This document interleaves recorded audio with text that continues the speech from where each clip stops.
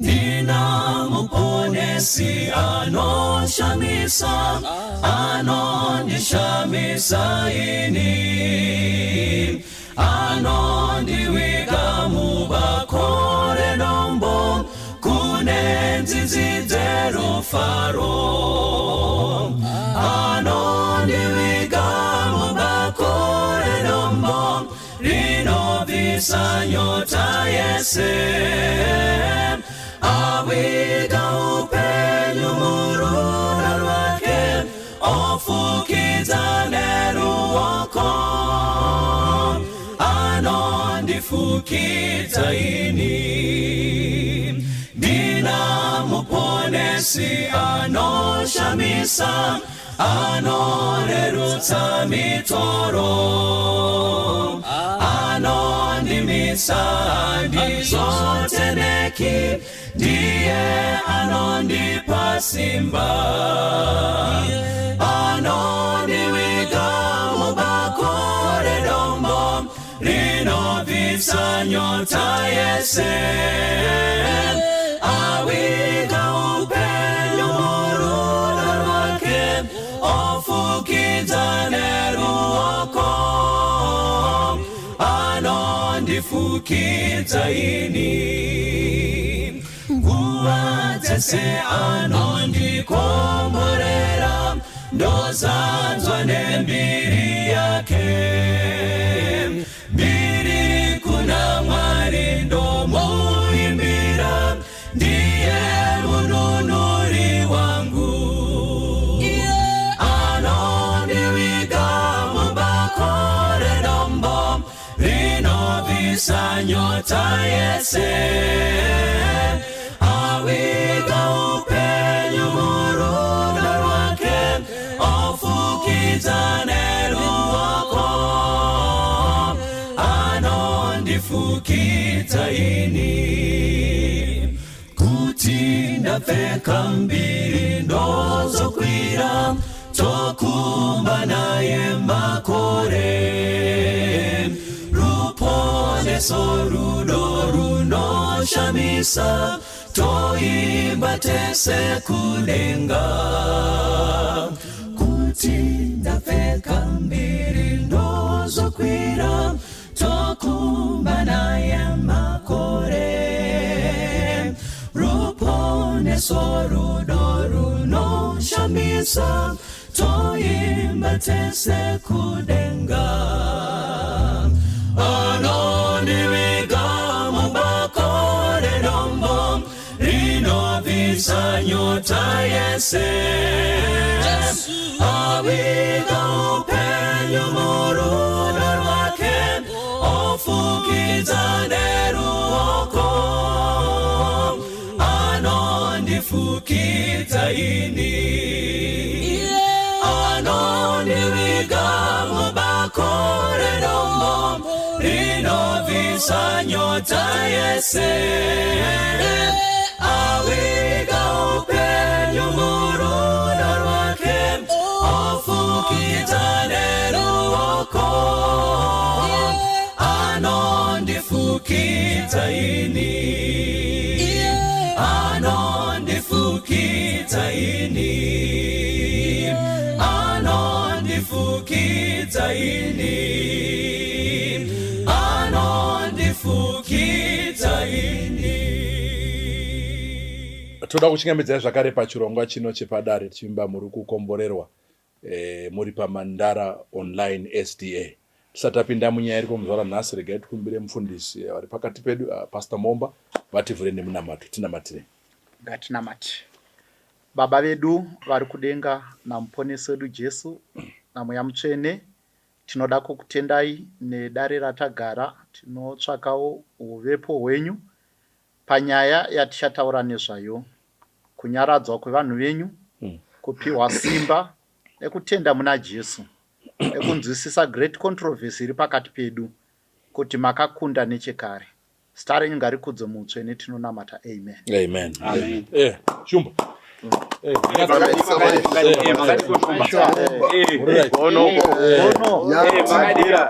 Shumba. Uno. Shumba yacho. Shumba yacho. Murederesa murisei aiwa tinotenda regai tengere pane mufundisi mungokwazisa vanoona chirongwa. Totenda ndoda kukukwazisai kwese kwamuri. Inini iko zvino ndinoitwa chaplain. Okay. Chaplain Adin Momba ndo basa rangu mazuva ano rine chekuita nechaplains. Okay. Thank you so much. Wonderful. Thank you chaplain. Umtupo ke. Tuna mtupo ke. Mutupo ndi shumba. Shumba tiri shumba. Ipi yacho bozi munoona. Dzinojigana neni. Yedu ingori shumba tinoti banda because it's stop bako yes abambo. Machawa ndizvo. Yes. Aiwa tinotenda. Thank you so much. Ameno shortcut ya chaplain ichi mandoti Charlie Chaplin. Chaplain zvakasiyana so takutodzidza neufundisi zvakasiyana pauri. I think office yaangori izvi. Yeah, chaplains. Ndongotaura ngoti. Chaplains zvainoita kusiyana kwainoita neupasta. Mapasta vanopusha ma-ideology echurch yake. And then chaplain anobata vanhu vese. Haana pfungwa dzekuti ndiri musavadha. Chaplain anogona kuenda paservice yemusayoja akatovabatsira. Yeah, in short I think ndo zvandingati. Anopfeka nguo dzipanguva iyoyo. Exactly. Anopfeka nguo dzine chekuita nenguva yaari. Saka chaplain haasi wechechi. Aiwa. Akasvika vachipadororuma doro. Chete ndinotenderwa kunwa. Ndichivasimbisa kuti vauye kuna Jesu. Akufaranga. So that's fine. Ndinzwera nyati. Makadini vateereri ndoitwa Tsikada Gardner Muyeranyati muzukuru wachipunza parusape region 42. My God. Panyazura apo tikati dzikei neroad yekudorowa riya. Kusvika pazumbika paya tikati nzve. Tikati fambe pamaoresa tikasvika paseri panzvimbo patitori ipapo. My God. Nyika yakaropafadzwa. Pamaoresa. Titemeza musoro. Nyika yamaguta. Toda kukwazisa hama dzangu mai vangu. My mother watches this program very much. Wow. Yeah, for today ndo ndoda kukwazisa chete mai vangu. In fact ndimudzi mai vangu. Mai vangu na mai Tsikada. Panganetsa. Happy listening. Yeah. Thank you. Ndoda kukwazisai vateereri nevatariri vechirongwa chepadare. Mufaro wangu zvikuru kuti ndikuzivisei kuti ndinoitwa coach Mupunga Ernest. Kumusha kwangu kubhikita uye ndinoyera moyo ndiri gono. Ndoda kukwazisa nhasi toda kumbokwazisa hama dzangu dzese. Anongonza hama yepamupunga yekwagono. Ndoda kukwazisai whether muri kudiaspora, muri kuzimuzarabani, muri kubeit bridge. Ndoda kukwazisai mese tichiti Mwari vakuitirei zvakanaka. Zvikuru time yenhingi yemaholiday weya vana November, December, January, February, March. Fambai zvakanaka so that you keep safe. Mwari vakuitirei zvakanaka apo munenge muchiona chirongwa chino. Thank you so much. Regai tiende pana Shumba. Makadi yenyu vadiwa vatarisi nevateereri. Zita rangu ndinoitwa Obert Mudzengi. Ndiri mushumiri mukati mesangano rema 7th day. My God. Kumusha kuShurugwi. Tiri vaira Shumba. Shumba yedu yakasiyana neyana Pastor Momba. Yedu ndo shumba chaiyo. Tizwara chikara. Murambwi. Munhu watogwa. Tisivaridzi venyika. Vesango. Umwe wese usavi hwedu. Vari pasi pedu. Even Shumba. Iyo haisi shumba. Saka usavi futi. Haisi shumba che. Ukabvisa esi yatova. Sorry. Usavi futi. Thank you. Toda kutenda zvikuru samaita. Ndoda kukwazisai vateereri mose kwamuri Zimbabwe yose pasi rose. rangu zita Pastor Tapiwa Zinyemba Madlira Pashe wegona Chitova Sambiri pauruka vari wiru mukuvakasi vari wiru masakari agara ramasango vari zvomutumbwi vanoridza ngoma nemudzonga wenyama ng'ombe mbudzi ndedzavarombo ndoda kukwazisai mose kwamuri ndoda kutanga nokwazisa Elder Ivan Dumba nemudzimai wake Sharon kuWarren Park uko toda kutenda nekuramba vachitarisa chirongwa ichi nekuti tauriro mashoko anotisimudzira ndigokwasiwo zvakare all the young people in North Zimbabwe Conference rega ndava alumni Golden Stairs East takabvako mazuva mapfuura takutungamirira mayouth kuNorth Zimbabwe Conference saka all the young people around the conference, outside our conference, toda kukukwazisai mose ngativei mayouth kwawo makristu akamira kwa Jesu kwechipiri, no to drugs, no to misbehaving. Mwari vakubatsirei, Mwari vakutungamirirei, tinotenda. Amen. Thank you so much director. Makore ari kuya kuchachatwa. Taurei. Zvino zvabatwa ne taura hako vari kana vaibata nyaya yacho. vanoti ng'ombe you are vegetarian. Azikuridza ngoma nemudzonga wenyama. Amwe achitodya nyama ngoma. Tinotenda ndinetwa Mudoni ndopindira paMandara Church ndichibva kwaRusape. Ndoda kungokwazisa hama dzangu dzose saVampunga vanhu vose kwaMudoni toda kukwazisai wherever you are. Tiri vanhu vamwe chete mese chero uri kuChivhu uri kupi wakabva kwaRusape kumwe kwese makazongoenda history yacho yese ndinayo asi mese muri wekumusha kwaRusape toda kungokwazisai mose. Nhasi musoro wedu wenyaya uri kuti iwo ndakamuka ndiri mhandara. Asi wamborara usiri.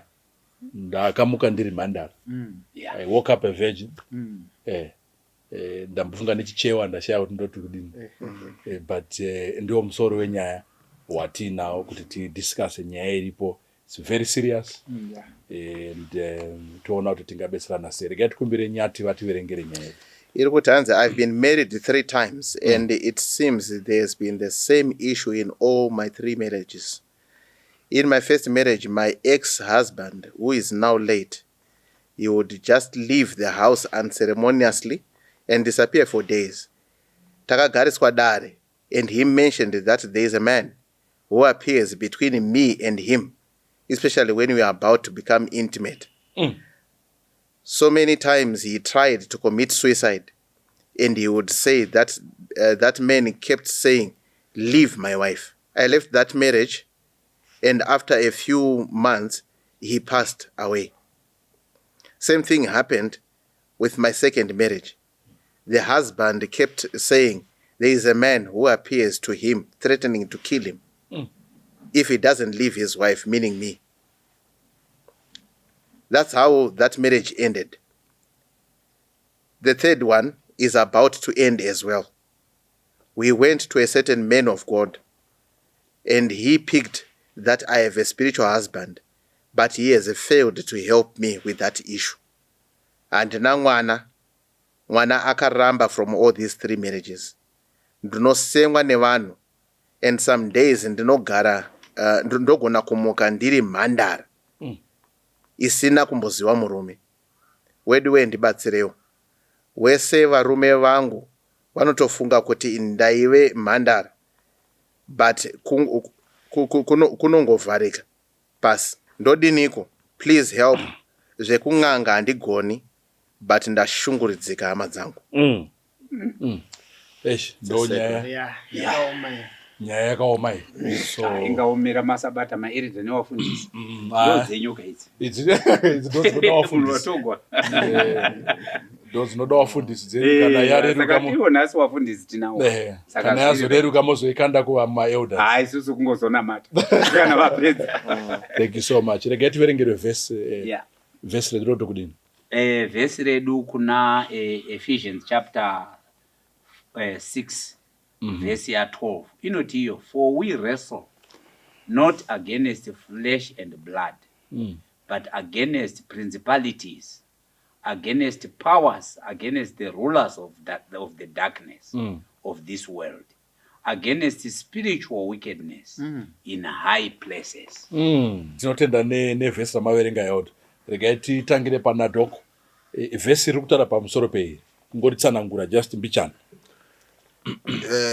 Vhesi iri kutsanangura kuti tiri muhondo, zvinhu hazvisi normal, and hondo iyi iri pakati paMwari naSatani, and actually iri pakati paKristu naSatani. Chiri kurwirwa chimiro chaMwari. Satani ari kuaccusa Mwari achiti vane utsinye, Mwari havana kunaka, Mwari ndi dictator, Mwari vakadai ari kupomera Mwari. Jesu aripo kurivhila kuti aiwa Mwari rudo, Mwari wakanaka. Saka battlefield yehondo iyi ipfungwa dzemunhu mumwe neumwe wedu. And zvatinodecide tinenge tichitovhota. Saka any decision you make, you are either voting for or against. And panapa pochinzi sezvo tiri muhondo iyi haisi hondo yenyama neropa. Tiri kurwisana nemasimba makuru, maprincipalities, vatori nemarengi kudivi raSatani. And it's real kuti Satani ariko, madhimoni ariko, mweya yakaipa iriko, and inoshanda pakati pedu, and ine simba.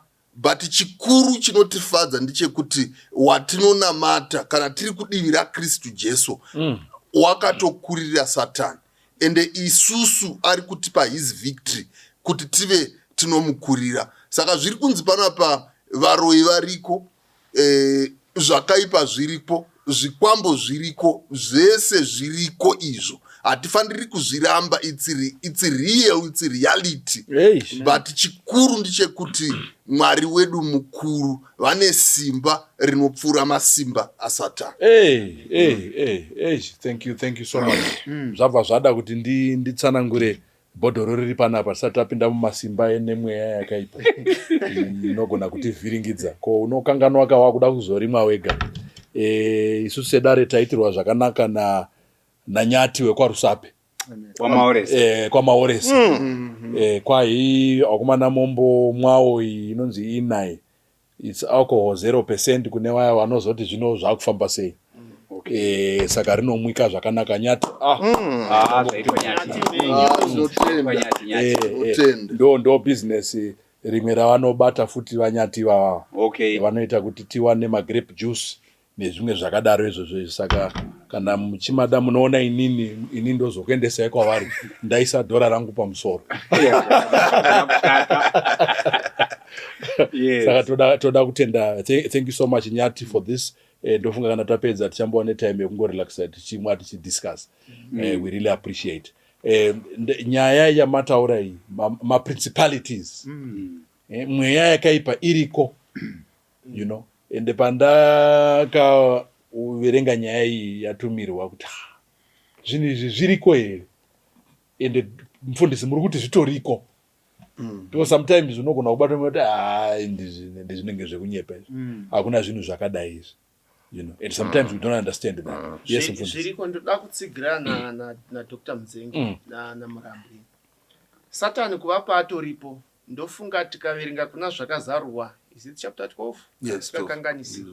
Anobva ati zvino kudenga kwakava nehondo. Emmanuel, ngirozi dzake, Satani nengirozi dzake ndokubva kwarwiwa. Kwarwiwa, Satani ndokubva akurirwa. 1/3 of angels dzake ndokubva dzaita sei? Dzadzingwa. Dzikauya pane rino pasi. Ndokubva pachipuwa shoko guru rakasimba kwazvo. Zvikanzi imi vari kudenga ndingosamaraisa. Zvikanzi vari kudenga magarika. Asi mune nhamo iwe nyika negungwa, nekuti wakaipa wakandigwa pane rino pasi. Zvikanzi wakatsamwa kwazvo. uchaedza kurwisa nekuti unoziva kuti nenguva chinyi une nguva pfupi. Saka zvemazviro kwazvo Satani nengirozi dzake vatoripo pane rino pasi, and they try their level best kuda kutibvisa pamaprinciples. Rega nditaure ndichiti ngirozi padzakadzingwa kudenga, Dr. Mudzengi mugona kutibatsira, handina pandakamboverenga panonzi masimba adzaive nadzo dzakatorerwa. Saka dzokwanisa kutoshandisa masimba iwawo, but dziri panzira yekutibvisa pazvokwadi yaMwari kuti tigone kunorashwa pamwe chete nawo. Saka zveduwa mubvunzo wendo wekuti izvo zvinotoitika. Izvo kuna kunge zvitori zvishoma, kune zvikuru zvinotoitwa nengirozi idzi. Saka zvoda kuti tigone kumira panzvimbo dzedu takatsigirwa naKristu. Thank you. Yeah, ndanoda kuti nditi our African experience sevanhu tosangana nezvinhu zvatisingagoni kutsanangura zvakawanda. Ende ndabata sekuti vhesi iri riri kutibatsira to contextualize some of the experiences dzatosangana nadzo, kuti chinogona kunge chisingatsanangurike from the science side of things, counting from how we've been brought up by exposure and by experience. Zviri zvinhu zvatinongo zvangoitika saizvozvo izvo. Ende kutsanangura kwaita pastor, indeed zvinhu izvo zviri kuitika. I just want to say kuna tete wanyora tsambai kuti ruzhinji in Christian circles sometimes people tend to make you feel kunge ndoega une an experience yeku affect kwana Satan directly.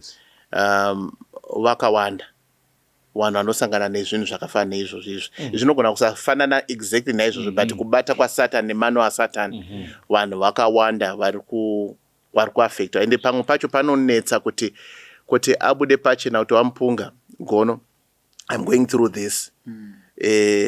Munhu anofila sekuti ndobva ndanzi ndine zvandakaita, ndakaenda kure kure. Vanhu vari kutambudzika vakataswa nezvakawanda. Zviri kunetsa, zvimwe zvazvo zvinotonetsa even kusvika pakutoti marriages anotofela. Saka I'm just saying kuti there are a lot of people out there, maybe in diaspora, even in Zimbabwe, who are affected by spiritual matters that cannot be explained. Things that hazvitsanangurike, but it's a very lived experience. Yekuti munhu anogona kunge ari kutotya kutoti nguva zuva panondodoka hana yakutorwa kuti saka ndodi I can't bear to face sunset kuti ndakuenda kundorara nengari a lived experience. Saka vhesi riri kuedza kutsanangura kuti that human side of things tinongotaura kuti sevanhu vatema tizokuti varungu vanoita seyavo. But I want to think kuti kana patori kuti witchcraft, it means kuti even nevarungu varichi vane my experiences awe avanosangana ma-Indians and etc. Saka humanity has been suffering under the cruel reign of spiritual powers. And in this case, unfortunately, it has affected the sexual side of life and even the marital side of life. And kune vanhu vazhinji who are praying and wishing for that day when they can be released. I'm hoping that maybe patinondopedza kudiscuss, people can then understand their lived experiences a little better and maybe possibly find solutions out of circumstances. Thank you so much. Get to pana Shumba chaplain. Yes. Kuti nyaya itaiverenga takutopinda mairi ndozoenda kuna gono. Kuti pane rimwe varara ndabatawo munhu ndinosomborinzwa vanhu vachiritaura spiritual husband. Varitaura kuti ndakaenda somewhere ndikanzi une spiritual husband. Kune vamwe vakafanana nenonga vasingatozive tazotsanangurirwawo nevamwe. Maybe kuti vamwe vari kuona chirongwa ichi. Chii ichocho spiritual husband? Tine ma-spiritual father, spiritual parents. And then now kwane chimwe iri kunzi spiritual husband or spiritual wife. Maybe mungatitsanangurira kana muine ruzivo panyaya idzi. Thank you.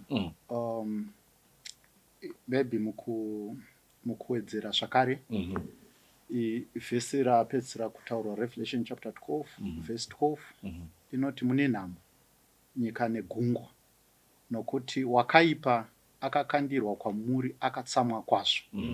Saka pakati pedu titori nechaunga chemademons ari kukontrola nyika inoi. Pane imwe nguva Jesu anototaura kuti Satani ndimwari wenyika inoi.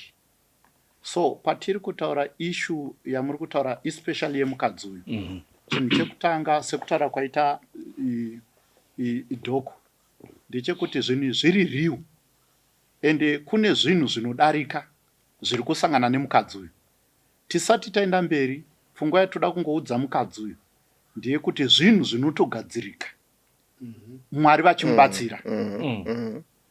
Tinofanira kubvumirana kuti Satani sekutaura kwaita vakuru vangu, simba racho anaro, ende paakadzingwa kudenga haana kutorerwa simba rake.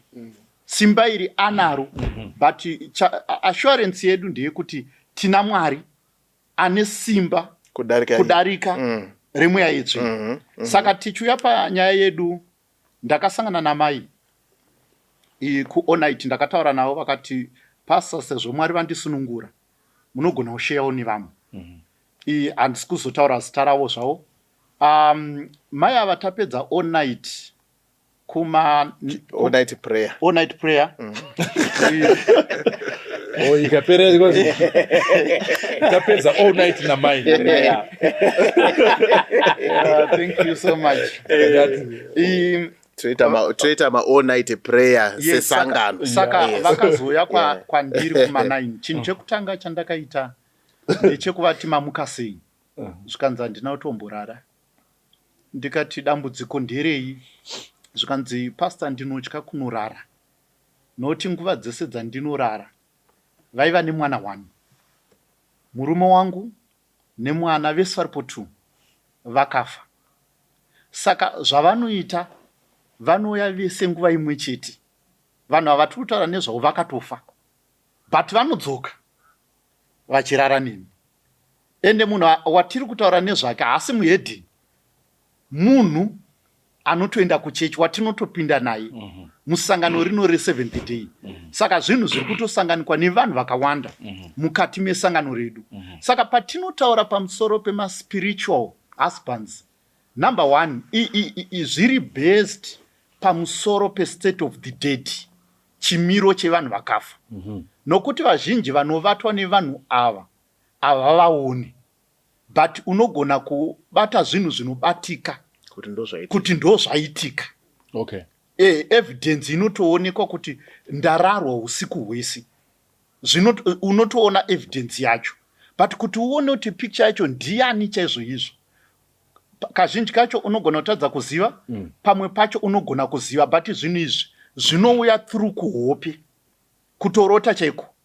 Unogona kutorota munhu, samai ava vaitorota murume wavo nemwana wavo vachiuya kuzorara nani navo. So pfungwa yoda kubudiswa naSatani pazvinhu izvi ipfungwa yekuda kutsimbidzira kuti vakafa vane chavanoziva. Okay. Panyaya dzemaspiritual husbands, kuti munhu anogona kutofa wodzoka zvakare achitorara nemudzimai wake kana kutorara nemurume nemurume wake. Saka pfungwa yandoda kuwisa Pastor ndeyekuti number 1 zviriko, ende vanhu vanosangana nazvo kazhinji kacho zvinoya kuhope, pakutorota chaiko. Anogona kutorota hama yake yakafa kare, kana kutorota umwe munhu wekuti anogona kurota munhu wekuti musoro wake chete hauoni, but kumwe kwesoko anokwanisa kudescribe kuti ndo zvinenge zvichiitika. Thank you. Saka pamwe pandoda kutsanangura vamudoni ndepekuti muAfrica tine zvinhu zviviri zvambotaurwa nevakuru vangu. Tine zvinhu zvatinoti zvikwambo. Zvikwambo kazhinji kacho handiwe uri kuexperience kurarwa nemunhu usingaoni, unoenda kunozvitsvaka. Ava kana vari mukoma wangu ava vanoenda kunotora zvikwambo zvinoafekta rudzi rwese. Saka zvikwambo zvazvinoita, kana munhu atora zvikwambo zvinogona kuti it's either tiri kuda ropa, saka mumhuri imomo munenge muchifiwa, kana kuti tiri kuda mukadzi, zvichidhipenda kuti chikwambo chacho chirume here kana kuti chikadzi chaanenge akatora. Alright. munyatsopabata. Saka ndo zvinowanzokuitika. Saka zvikwambo zviye zvinoshandiswa nemunhu akazvitora kuafekta mamarriages evamwe vana. Ndosaka muri kumuona mukadzi uyu ari kuti handisi kuwana munhu wokugara naye. Alright. Saka unogona kutoroorwa but marriage yoita sei? Yopera. Why? Uri mukadzi wemunhu kana kuti uri murume wemunhu. Alright, thank you. Tichadzoka kwamuri chaplain mataura zvakawanda ende mavhuriro amaita ndatoona varume ava watova mupaniki kuti hapasina wamira mushure panapa. Asi Mwari anotibetsera. So ganduye pana Gono. Mukadzi uyu ari kuti hanzi murume akazotaura kuti there is a man who appears between me and him, especially when we want to be intimate. Taakuda kurara tese. Pana umwe murume otorambidza usho kuti achitoda kutomuuraya. Achitoda kutomuuraya. Nyaya maita yenyu vadare. Nyaya yetinayo iyi haisiri nyore. Uye hainzwisisiki zvakanyanya. Nekuti tiri kutaura pamusoro pe-another world, another realm, yetisina kumborarama, yetisati tararama, yetisingazofi takararama. Saka naamwe manzwi tinogona kungoimagina zviri kutaurwa namai ava. Hapana any one of us anogona kunga akanga aine experience iyoyo unless aripo. Saka zviri kutaurwa namai ava ndizvo vari kungodescribe how she sees it in her dream. How she's actually told by the husband. Kuti iye ari kuti iye murume wacho ari kuti iye ndiri kuona munhu anotouya pakati pedu achida kundiuraya kuti watora mukadzi wangu. Especially takuzoenda panumber 2 nepanumber 3. Bozwe kutanga taigona kungoti ari kunyepa. Zvinopaita wechi2, zvinopaita wechi3. Saka I think tinongobhesa nestatement yambotaurwa kudhara nadhoko vachiti ivo, these things are real. Zviriko, Satani haasiri fake. Atoriko. Ende tikaverenga mukati mebhaibheri ndo matinongowana mhinduro yezvinhu zvatisingakwanisi kunzwisisa. Chokwadi. Ende bhaibheri rinoisa pachena kuti Satani anogona kuzviratidza in so many forms. Ende mavhesi mukati mebhaibheri akazara. Anogona kuuya semoto chaiwo. Ndosaka vanhu vachigona kuti mukapfuura nepamakuva kana kuti panzvimbo yakati munoona zvipoko, munoona magoritoto, munoona moto. Vakazviona vanenge vatozviona zveshuwa. You can't say kuti hamuna kuzviona nekuti vakazviona. Saka murume uyu ari kuona munhu ari kutouya, whether anenge asina kusimira, whether anenge akasimira, whether anongotaura nevoice, but statement yaari kutaura ndeyekuti watora mukadzi wangu. And we know how it is even panyama, physical as we are. Vanhu vakatorerana mudzimai hapabudi chakanaka. Saka uyu anotoona kuti hasha dziri mumurume uyu ari kupindira pakati pangu nemukadzi wangu. He is not coming for peace. He is coming for my life. Ofa. All right. So pane imwe zvaataura futi hanzoni ndinosemwa. Ndinosvika pakusemwa. Right. Saka i-contradiction yenhingi, because on one hand uyu amuroora amuchiva handiti semunhukadzi. Handiti ka? Wozoona at some point oona vanhu vese vari kungomavhoita. Kuti uzive kuti unosemwa, handifungi kuti pane anomutaurira kuti uri kusema. Kungoona behavior yevanhu kuti kana akagara pane vamwe, mungava mupapati, pangava pamusangano, pangava pai, vanhu vanongoita move away. People who don't feel comfortable around her. And it's quite understandable because zvaari kutaura izvi zvikukuti izvi. So the bottom line I think ndeyekuti iye ari kuda rubatsiro kuti zvinondoita seiwo. Saka what we have confirmed so far from dare nekuzara kwaro ndeyekuti zvinhu zvakadai zviriko. Zviri spiritual. Zviri spiritual. And the only ningi, I think ningi mutaura ambotaura earlier anyatsoisa pachena. The only way you can fight spiritual things is through a spiritual way. So can we now safely say, nana Nyati na madokta angu ari panapa, kuti kune kumwe kusaroorwa kana kusaroora kukonzereswa it's spiritual. Haisi nyaya yekugeza.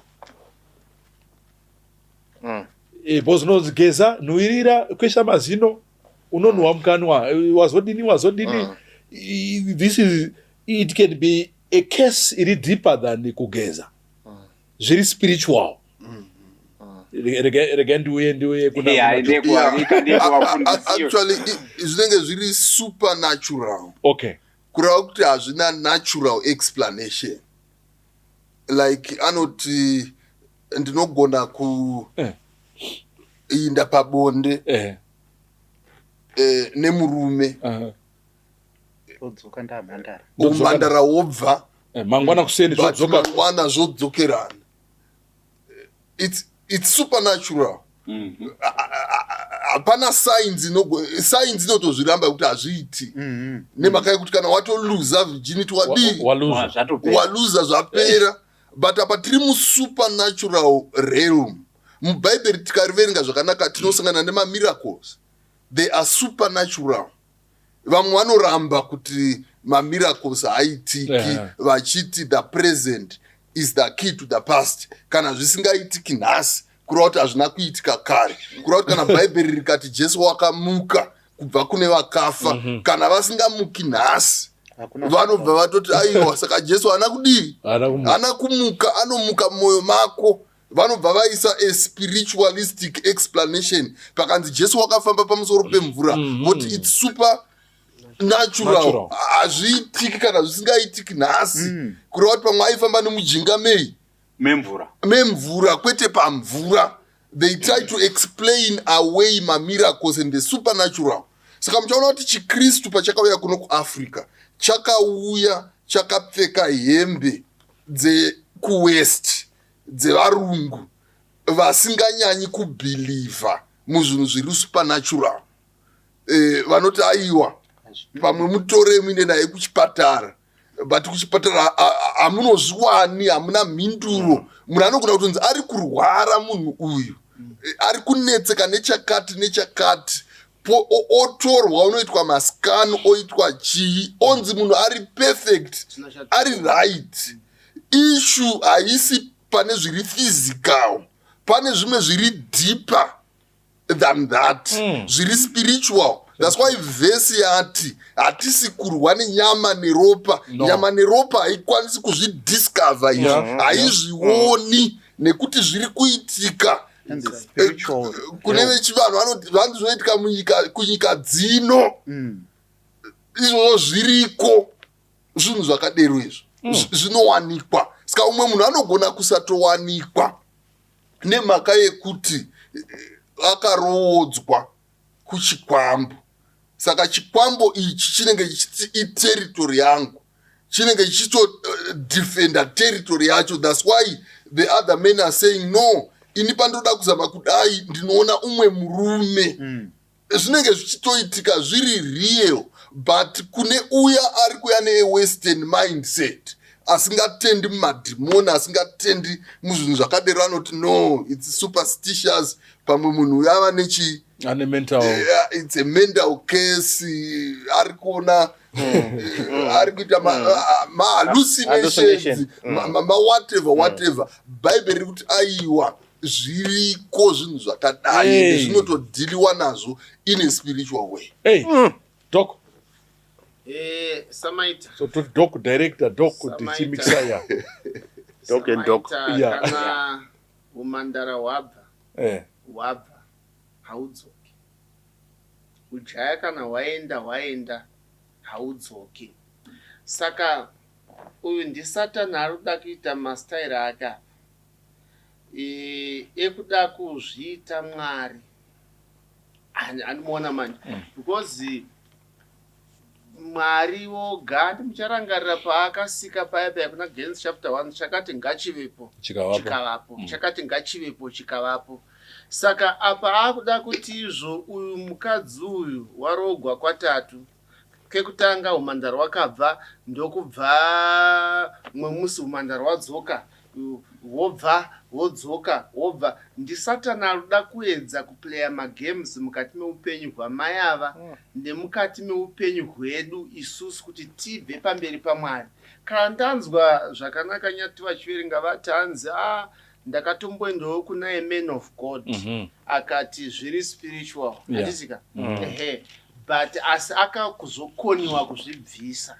Man of God uyu akambomira seiko man of God wachona iyi maybe inogona ita kuti imwe debate rimwe nguva ndopandoda kutouya because it's part of this kuti wasn't iyo ndada kutonza kwamuri pandima vamatovunza ndoana man of God kuti mapastor vafundisi ma men of God and everything vatadza zviri kufamba sei. Kune zvimwe here zviri spiritual izvi zvisingagonekwe zvinodarika zviri spiritual something like that. Tatadza here panyaya idzi dzinoita kuti vatendi opesira nzi azoenda kung'anga aenda kumaprofita kunombobvunzira nekudini asi tine vari vanhu vechechi zviri papapo panoda kuti pangotsanangurwa as we start. I know kuti vamwe vari kunyora vari kuti I know kuti nyaya iyi maybe kuchechi hakuna mweya kuna kubviswa madhimoni. Maybe to even help contextualize the question is I think the writer seems to agree ne position yatinge tiri kutaura from the onset kuti abvuma kuti this phenomenon, this experience aisosovhika in the physical world. Azvuma izvozvo azvigamuchira. They've also gone forward to then say, how do I fix it? It seems like it's a battle in the spiritual world. Saka ndega nitsvage munhu anonamata. Manzwa shumba wamwe wati kutaura kuti he prayed with a lady who had maybe a similar experience. Kugamuchira akato accepta munhu kuti dambudziko rangu harigadzirike kuclinic harisiri rejekiseni harisiri mapiritsi riri kuda something beyond mapiritsi jekiseni. Maybe ndikaenda kune munhu anogona kundinamatira nekuti inini I liked shumba matsanangura waiti inini handimuoni, even shumba watsanangura ini handimuoni but ndiri kuzwa kuti pane zviri kuitika zviri physical. Maso angu haasi kuona asi nyama yangu iri kunzwa kuti pane zvitori around zviri kutoitika. Amene kamubata pfungwa iripo. Saka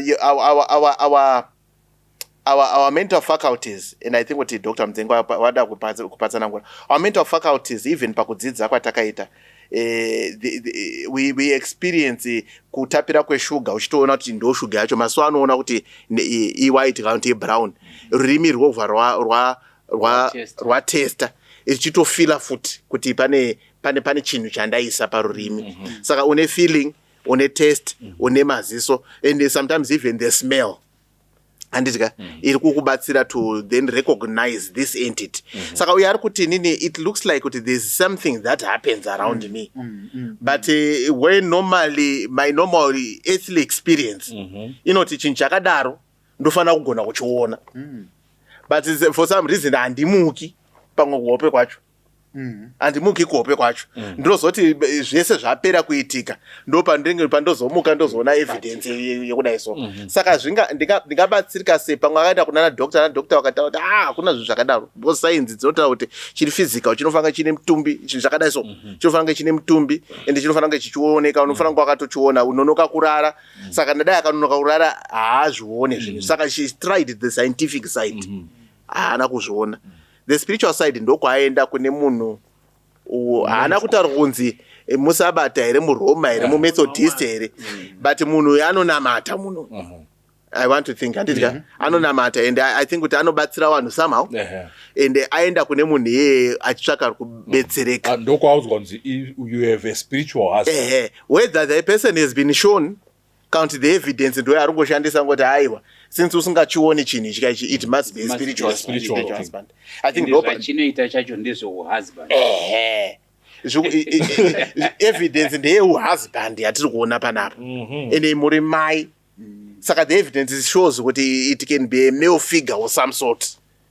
saka spiritual husband. Saka mubvunzo nawo ndeyekuti munhu ane dambudziko rakadai wauya kune vafundisi kumaelda kumadhikoni kana kune munhu wechechi kuti hama ndibetserewo pane zvinhu zvakadai so.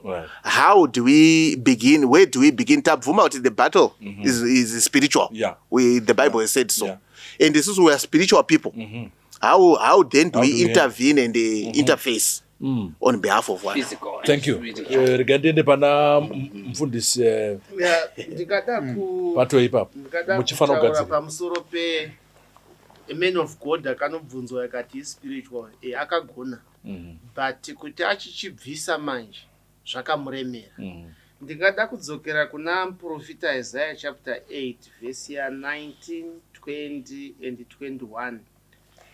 Panotent when they said to you, seek unto them that are familiar spirits and unto wizards that peep that matter, should not people seek unto their God for the living to the dead?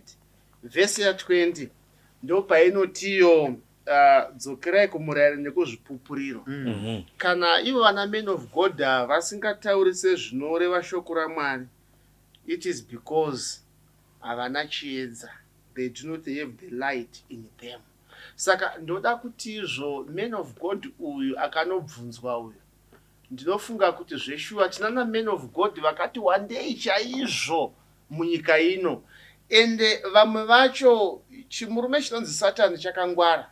Chaakuziva kuti vanhu vakuverenga bhaibheri vakuda zvamara vachada kuita zvokung'anga nechii zvese, anogona kutora ung'anga huya achihuisa muna men of God. Ini nditoti in the name of Jesus, in the name of, but ndisina chiedza chamangwana ndiri kumbofamba seiko. Iro bhaibheri painoti fambai nematsiko aya, 8 times hausi kufamba nematsiko iwawo. Semenzanzo tikaenda kumirayiro yaMwari iri 10, tinogona kuwirirana pamirayiro iri 9, but pane 1 patinogona kuzongopesana. For example, Exodus chapter 20 verse 8, remember the Sabbath day to keep it holy. But iwewe as a man of God, hausuita keep the Sabbath according to the Bible. You might be keeping your Sabbath on Friday, you might be keeping your Sabbath on the other day. So are you a man of God? Ndikanope menzaniso tine vanhu vakawanda vainogona nga vanga vane maissues akaita saiwawa ari spiritual. Tiri pane imwe meeting pakaparidzwa ndokubva mumwe musikana angoti pasi d ndokubva vanhu vatanga kunamata vachinamata inda anchibhabhatidza uko. Ndakazoya kuma1 munhu akarara apa vachitaura, saka iwe ndiwani? Mwandibvunza titori 200 tiri panapa na 3 toda kutoenda kuIndian Ocean, takatowanda tiri panapa. Vamwe vachina ndiwanani? Andikuudze vachitaura. Ndichisvika zvikanzi mashedza pastors nyemba varume vakapusa makurirwa naPauro aishandisa hengechefu yake zvimoshedza Pauro. Ndikati varume musataura naSatani, isu ngatitaure naJehovha, ngatinamatei. Takabva tatanga kunamata, muri kutipisa until the demon rachizobuda rikaenda. Ndoda kuti nditi kuna mai ava, zvinhu zviri kukuwirai izvi, makaita basa, makaenda kumunhu waMwari, asi nyatsocherechedzai munhu waMwari uyu kuti munhu waMwari here, muende munonamatirwa. I would like to believe kuti zvinopera izvi. Vakawanda vatakanamatira zvikapera, tikapinda navo muJorodhani, achipinda muJorodhani ndokubva zvapera. Vamwe vanoti vauda kumunyudza kudaiwo dhimoni robva rarwisa. Pane pamwe pandandiri kuHaifiridzuko akapinda dhimoni kuda kurwisana neni chezvese, until we prayed kusvika dhimoni rapera ndokubva anyura ndokubva abuda, and the lady is okay. Saka clearly pfungwa iri kubudana mufundisi ndeye kuti the power is not resident in man. The power is in God. And in the word of God. If I can synthesize what he's saying. Correct. So the power is not resident in men. Tinotopiwa simba iri nani naMwari. And saka pfungwa iri kutaurwa namufundisi ndeye kuti kana takuti titsvage tiri process yekuti tobatsira munhu sei, kana takuti tiri kuda kutsvaga kubatsirika muterere anofanira kunzwisisa kuti ndiMwari oga anogona kuburitsa mweya yakaipa.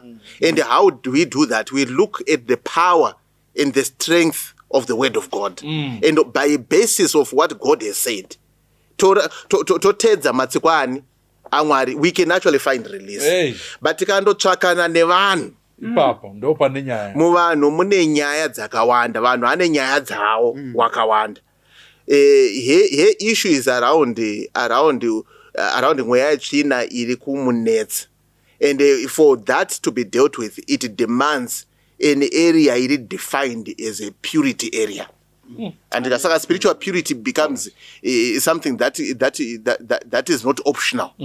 In this case, saka pari kutaurwa kunzi mutemo kudidi nekuanalyze, the thinking iripo ndeyekuti you want to be very meticulous around how you are going to solve the issue, lest you get the one issue solved and then create another problem. So when you are looking for a practitioner, you are looking for someone to pray with, shoko raMwari rinombopa provision yakadini. Tiri kuita here zvekutaurwa neshoko raMwari, totsvaka kuti Mwari washande nesu kuti tireleaswe pamatamba. Thank you. Rigandi pana Mombando vanazoya pana Doko. All right. Thank you so much. Mune mibvunzo yakati yamawisa. Ndoda kuti munditendere kudzoka pamubvunzo wemarriage. Okay. Kuti zvinokwanisika Doko vamboubata. Kune mafamilies ekuti mukatresa the whole family muri yese vakaenda kuvarume, vakaenda kumadzimai avo, but vese vakadzoka. Family yese hakuna anororwa, vanongoitiswa vana vodzoka. Saka zvinoitika ma-issues ari real, ma-issues atiri kutaura nezvavo. Because kana mukati memhuri, you know, Ellen White pa page 36 mubhuku rinonzi Desire of Ages, anoti human body yakaitwa naMwari kuti ive the indwelling place the Holy Spirit. But it's now the dwelling place yemademons instead yekuti igare mweya waMwari. Saka dambudziko redu nderekuti mumhuri vamudoni mukaita munhu one anoshina, anovhiringidza mhuri yose. Issue yamamuchitaura iyi ndakasangana nayo kwakawanda. Kumwe kwacho kwatakamboshandawo sevanhu vaMwari, kwekuti murume anototaura kuti mukadzi wangu ndinomuda, but ndikangosvika kumba pandinongoona mudzimai wangu ndinoona a monster, face yake inochinja kuva face yemhuka. Saka mukadzi uyu paakamutora achimurora, aitoona munhu akanaka wokugarisana naye, but asingazivi kuti mukadzi uyu akaiswa kumhiko, kwete kuti ndiye akazvida, akaiswa kumhiko nevamwe vanhu kuti ave mukadzi wechikwambo. Saka tati chitaura ishu yezvikwambo baba, zviriko zvikwambo izvi. Number 2, kune unonzi mubobobo, makambonzwa ameno kana muchiuziva bonde rinoitwa bluetooth, wekuti vakagara uko vanorara nevana. Unyatsonzisa ameno mapastors temura ndataura makamborinzwawo zviriko zvekuti baba vako iwewe vanogona kutokuitai mudzimai, zvinhu zvinoraramika. Saka muhondo yatiri vamudoni ihondo inotyisa yevanhu vane mamarriages ari kuparara because of zvinhu izvi. Nokuti zvinhu izvi zvezviclaima kuti no uyu mudzimai wangu, saka anofanira kunge ane murume umwe chete. Saka mukaende mukaongorora vamudoni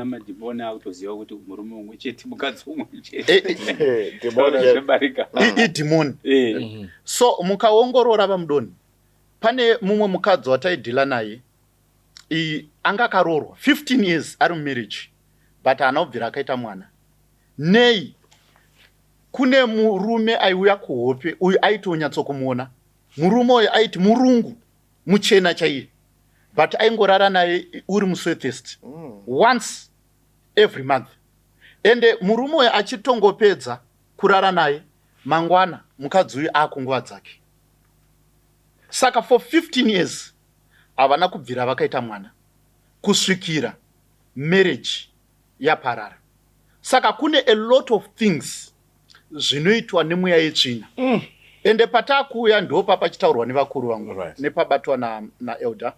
Patakuya ndepekuti secret iripo ndo inotaurwa kuna John chapter 15.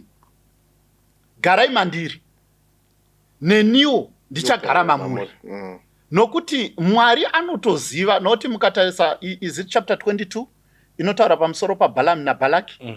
Chapter 22 you know kuti Mwari ndiwo vakatuma any angel kunomisa Balaam kuti asatuke Israel zvinhu zvavaigona kuita vari kudenga.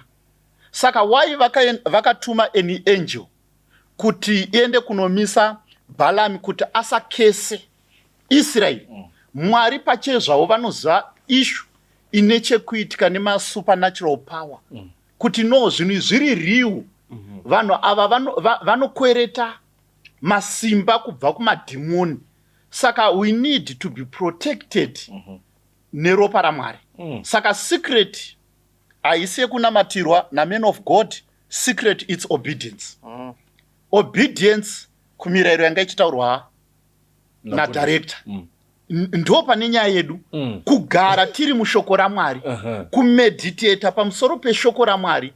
Ndo panotaurwa namapisarema papa is it chapter 34 inoti mutumwa waJehovha anotumwa naMwari kuti komberedza nekutirwira pamweya yetsvina. Thank you so much Dr. Adanda kwekupesira. Takutoenda kunoti saka tobesera sei vanhu vakawanda vari kusangana nazvo izvi. Vamwe vasikwanisa kutaura, vamwe vari kungorarama nazvo zvakatodaro. How do we help them? But motanga matara pfungwa yenyu then tozoenda pa your own conclusion in the matter. Okay. Kuti mukadzi uyu tota sei todini. Okay, thank you. Ini chandiri kuda kutaura panyaya iyi ndoda kubata especially pana men of God. Right. Kuti ari kunzi uyu akakonewa. Imwe reason yacho haisi yekuti pamwe haana Mwari men of God. Right. But haana kumbosangana nezvinhu zvakadero.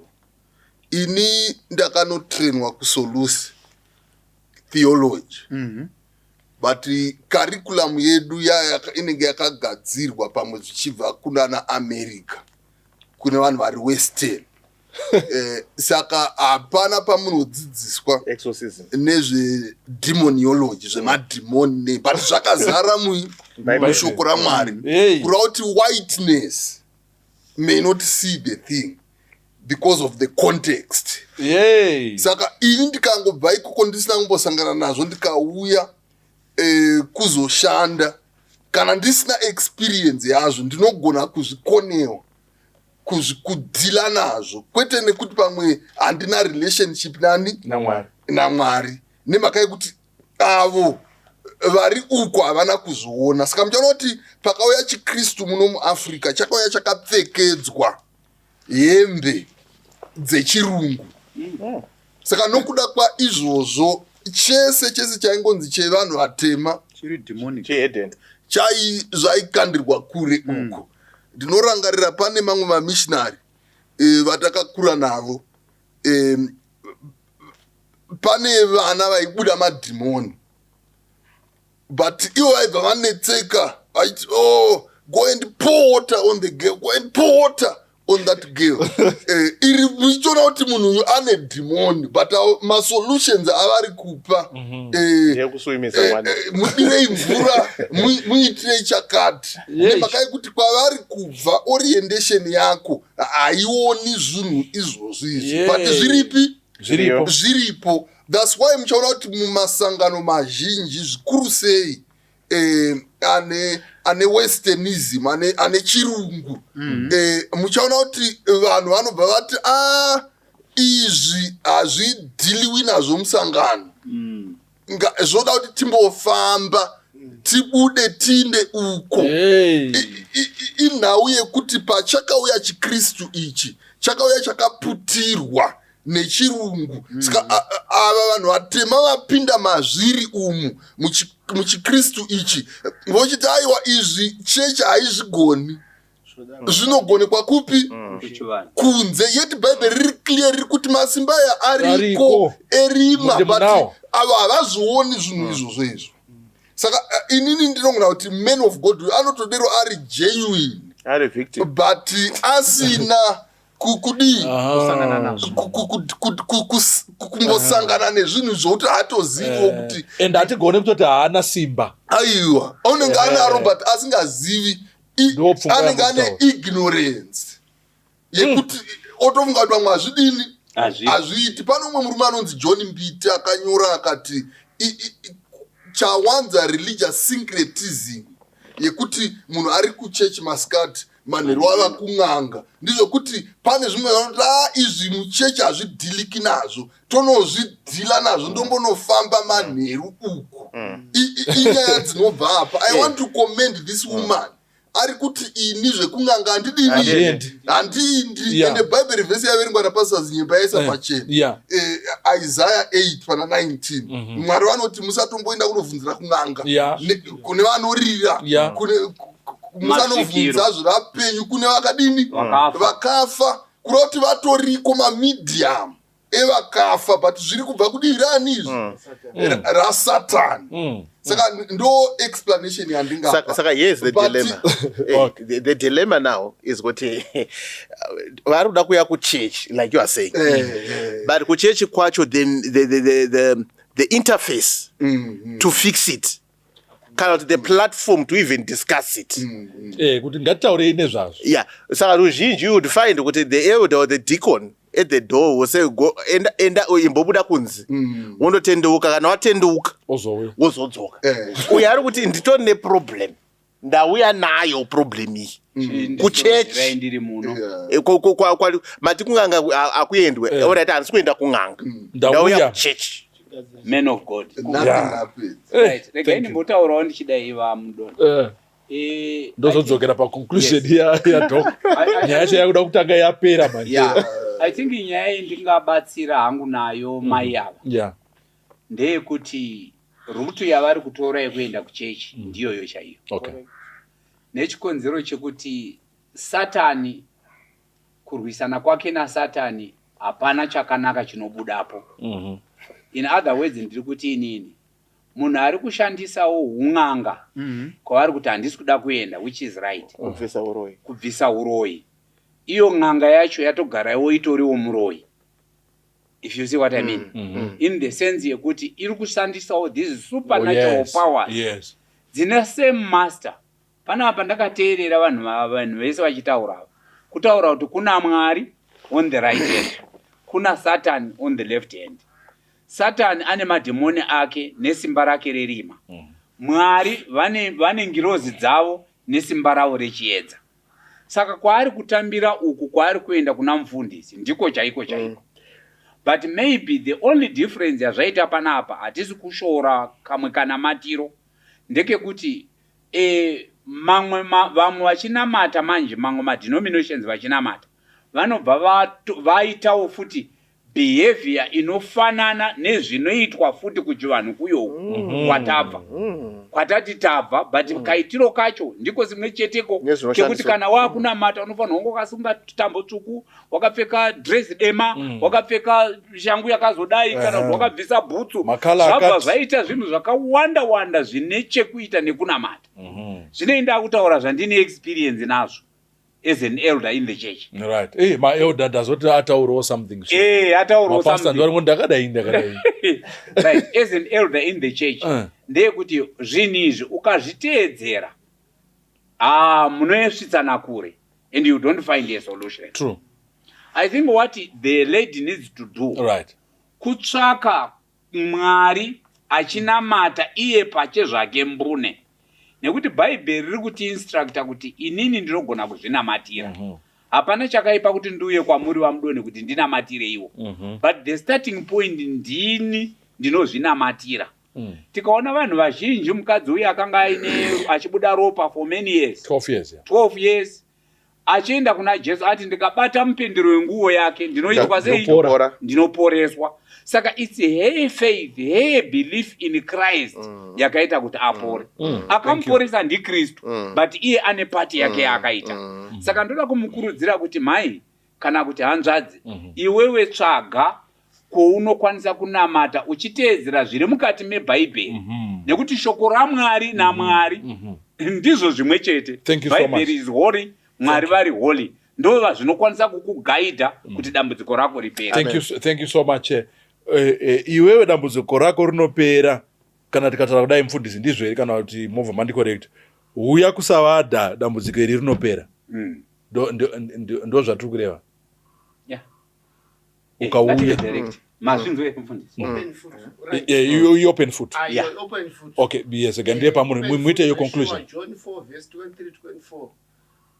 Nguva ichauya nazvinoyatova panomunamata ngavamunamata mweya nechinyi nemuzvokwadi. I want to commend my sister kubuda pachena. Kunonzi nevechishona mwana asingachemi unofira pai? Mumbereko. Second Corinthians chapter 5 verse 17, kana munhu waamuna Kristu zvekare zvadini? Zvapfuura. Saka zvamataurawo zveshuwa muchida sister, uyai kusavadha, tinokunamatirai, zvinopera. Varipo vakawanda vatakanamatira zvikapera, vakapinda muJorodhani tikavabhabhatidza, zvaazvisikwa zvitsva, they are free. Ndo mashoko angu ekupesa. Thank you so much. Amen. Yes, you are about to close your statements. Mazokatwana nagona tiri chandikada kutaura ndechekuti simba harisi musavadha. Simba riri muna Jesu. Yes. Hey. Ivo mai ava, she may not need to go to SDA church or any other church. Yeah. If she believes in God and she says kuti ndo situation yangu handigoni kuitsanangura, handizvinzwisi zvinoitika, but imi Mwari mune simba, come to my rescue. God can actually come through for what? For ye. But handisi kuti musauya kusavadha. Uyai zvenyu. Chero kune vamwe vanotenda vanamati. Right. Indai, because individual prayer makes a difference. Come on. But united prayer makawanda amplifies that difference. Zvinobva zvabetsera zvakanyanya. Panoda kuti imi muchinamata moga, ouyawo kuno mumwe momubetserana pakunamata, vanzi ndinamatire ndigokunamatira. Mukaenda kuna Genesis 1:26, Mwari achisika munhu, anoti reason yandiri kumusikira, let them have dominion. Ngave nesimba pamusoro pezvinhu zvose. Saka ukaona usisina simba rako ratorwa nomuvengi anova Satani, hauchina simba pamusoro pomuviri wako, pane chimwe chinhu chinouya forcefully chichiita zvachinoda kuita newe. Watobviswa papurpose yakona yawakapuwa naMwari. But mukaenda kuna Luke chapter 4 pavhesi ya 18, ndi Jesu achipinda mutemberi achinopuwa bhuku raIsaiah achiverenga, oti the spirit of the Lord is upon me, because he has anointed me to preach the gospel to the poor.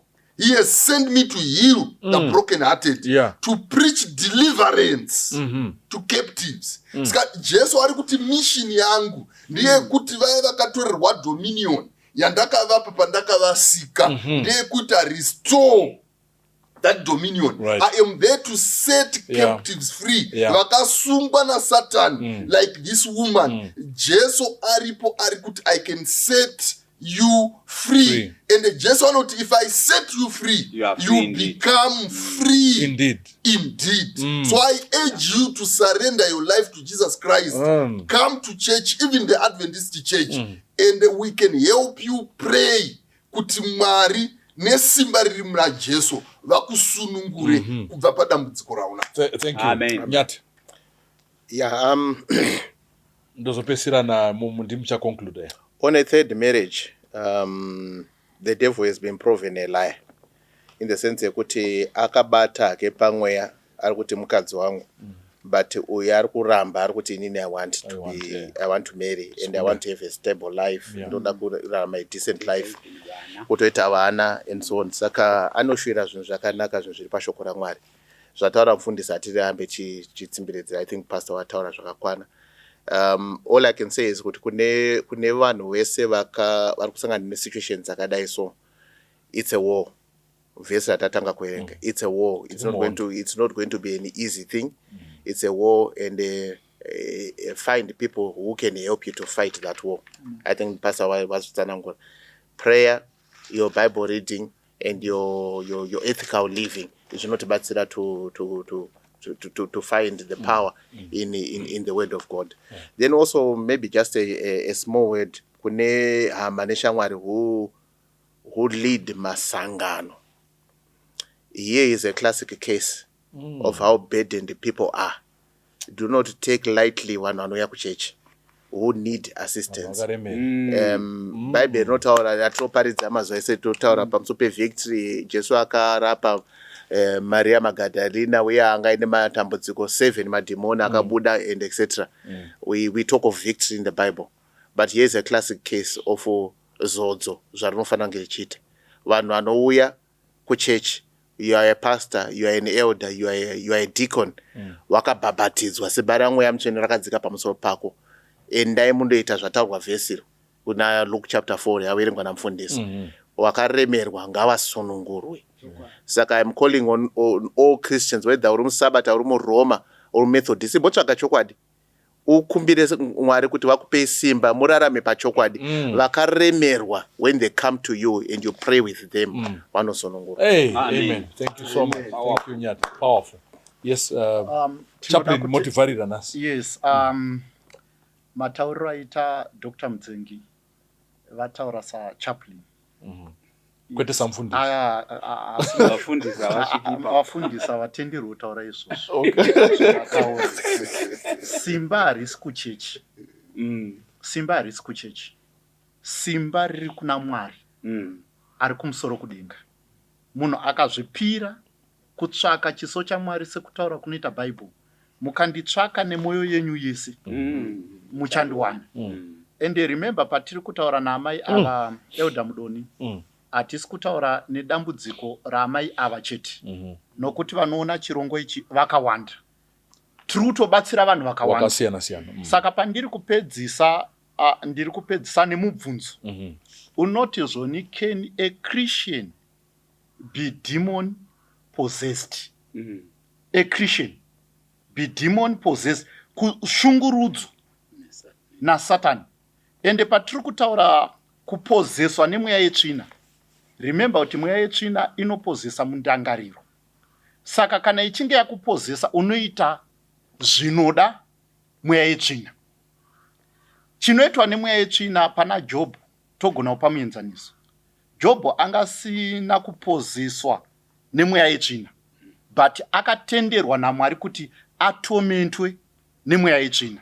Kutomentwa, kutambudzwa nemweya yetsvina kwaitwa, Paul anoti minzwa waSatani wakaiswa munyama yangu, hauna kuiswa mundangariro dzake. Saka number 1, munhu anonzi muKristu haapozeswi nemweya yetsvina. Mweya yetsvina haite ugaro hwake maari. Saka secret iri papi? Secret number 1 inowanika pana Psalm chapter 90. Psalm chapter 90, I think ndichangoiverenga. Chapter 90 inoti zvoni wakaropafadzwa uyo unogara pamumvuri waMwari wamasimba ose. Achati kuna Jehovha, ndiye utiziro hwangu. Saka secret iripo kugara pasi pe the shadow yaMwari wamasimba ose. So ndo zvinonzi chinondowana chinowana ini chisati chawana mwana wangu. Saka patinogara pana Mwari taprotectwa. And then chapter 71 yamapisaremu inoti, inzwaiwo Jehovha kuchema kwangu. I think ndo kuchema kwaamai avo. Inoti, ndinotizira kwamuri, nyadzisai avo vanonditambudza, nyadzisai avo vanoda kuona misodzi yangu. Saka ndo kuchema kwaDavid. And for sure patinotizira kuna Mwari mukurevesa, kwete kutizira kuchechi. Zvataurwa napastor ndezvechokwadi. Kune mapastor asingazivi maissues aya. zvekuti kwavari kuti vatsanangure kuti kune zvikwambo, kune mibobobo, havazvinzwisise, kwete kuti havana simba. But secret yedu haisi yekublema vanhu, ndeyekutizira kuna Mwari ari kudenga. Ende patinoenda kuna Mwari aripo kutinzwa, sekutaura kwaita Dr. Zinyemba. Takaona vanhu vazhinji vachisunungurwa, kwete muBhaibheri, munguva yatiri kurarama. Vanhu vari kutoponeswa. Mwari ari kusunungura vanhu. You know, pakupedzisira vamudoni, sorry, kuna mai vakauya, mai vechikuru vane mwana 1, mwana wavo ari kuyunivhesiti. Mai ava but vaichema chiti pastor, mazamu angu aya taisai munhu akatozvimba, anodonha, inonzi chi, anorasa mukaka, andiyamwise, andiite sei. You know, takanamata namai avo zvikapera. Saka tina Mwari munguva inoi achiri kunzwa kuchema kwevana vake. Kwete situation yamai avo vari kutambudzwa nemaspiritual husbands only. Kune vanhu vari kusangana nezvakasiyana siyana. Akarara averenga Bhaibheri rake, akarara anamata, Mwari uyu achiri kunzwa minamato. Tisableme vafundisi, tisape mhosva kunani, iwewe pachezvako ukanamata, Mwari achiri kunzwa. Dare. Ngero pisa. Shumba yakuda kuita shumba. Shumba yakuda kuita. Usatamba nezvimba ikangonzi shumba chete. Yabva yatooma. Toda kutenda vateereri nenguva dzatava nayo. Tinovimba vanhu vazhinji muri kubetsereka. Tinofarira kuti panoitika nyaya idzi kune vanozoya inbox. Uyai tine vafundisi, tine macounselors, tine machaplain ari pakati pedu, tive nenguva yekunamata. Hanzi ndinamatire ndigokunamatirawo mukati mezvatinosangana nazvo. Saka tinotenda naizvozvo, regai tikumbire Nyati vativhare nemunamato. Nyati tinamatire. Ngatinamate. Mwari ari musoro kudenga, Mwari wane simba, toda kumutendai pamasikatano nekudzidza kwataita pashoko renyu, kuti imi muruoko rwenyu ruchiri kutambanudzika, nzeve yenyu ichiri kunzwa, nemwoyo wenyu uchiri kunzwira vana venyu pavanochema kwamuri. Ivaiwo rutiziro rwedu, muwe mubatsiri wedu panguva yekumanikana, panguva yekuremerwa. Muri toisa mukati memaoko enyu nekuvakumbirira in a special way. Sunungurai nekuti makataura kuti vanokudai, vanokutsvakai munovasunungura nekuvapa rugare mamuri. Muna Jesu namata. Amen. Amen. Thank you so much. God bless you. May God keep you. Yande auko wanogongana imapambere pechi garo chamari vanofunza jejesu nemaropa enyenye ivo varikupinda vo Jerusalema ija vasambane